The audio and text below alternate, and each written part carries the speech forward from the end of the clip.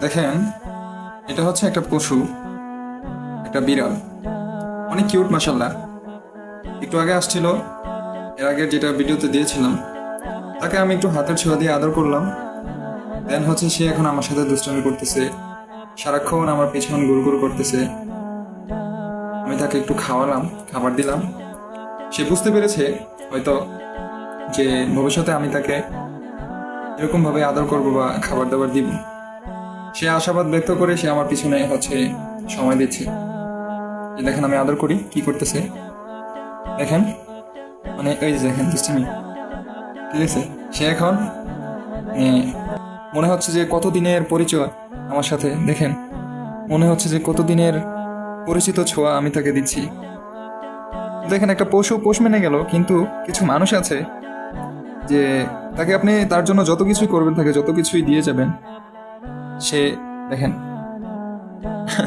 কি করতেছে। সে হচ্ছে মানে আপনার হঠাৎ একটা ক্ষতি করে বসবে। সো কিছু কিছু মানুষের চাইতেও পশুই মনে হচ্ছে বেটার, পশুই উত্তম। তাই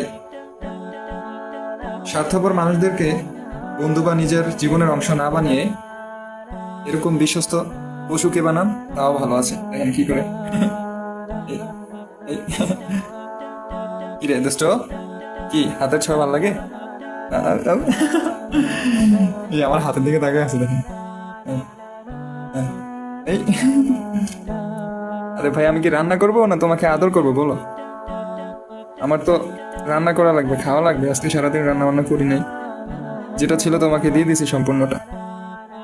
ওরে মুরগি খাওয়াইয়ে আমি এখন হচ্ছে যে এই যে দেখেন করলা ভাজি করতেছি, আর এই যে ভাত। মুরগিটা যা ছিল, একটা মুরগি আমি জাস্ট রান্না করে একবার খেয়েছিলাম।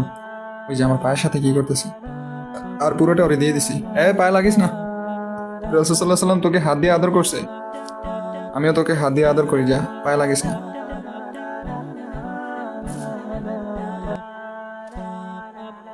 দেখেন কি করে, শুধুমাত্র একবেলা খাইয়েছি আর একবার একটু আদর করে দিয়েছি, আর সেই সন্ধ্যা থেকে আমার পিছন পিছন ঘুরতেছে, একটু পর পর আমার আদর নেওয়ার জন্য আমার সাথে ঘষাঘষি করতেছে। হ্যাঁ দেখেন কি করতেছে, দেখেন কিভাবে তাকে আসা, কত কিউট। হ্যাঁ, মাশাআল্লাহ, সুবহানাল্লাহ। আচ্ছা, তুই আমার সাথে থাকিস, হ্যাঁ, তুই আমার বন্ধু হিসেবে, প্রবাস বন্ধু হিসেবে থাকবি।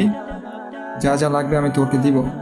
3 বেলা খাওয়াবো, দাওয়াবো, আদর করবো। ওই যে দেখেন কি করে, দেখেন হাতের ছোঁয়া পাওয়ার জন্য, দেখেন বডি ওপরে করে দিতেছে।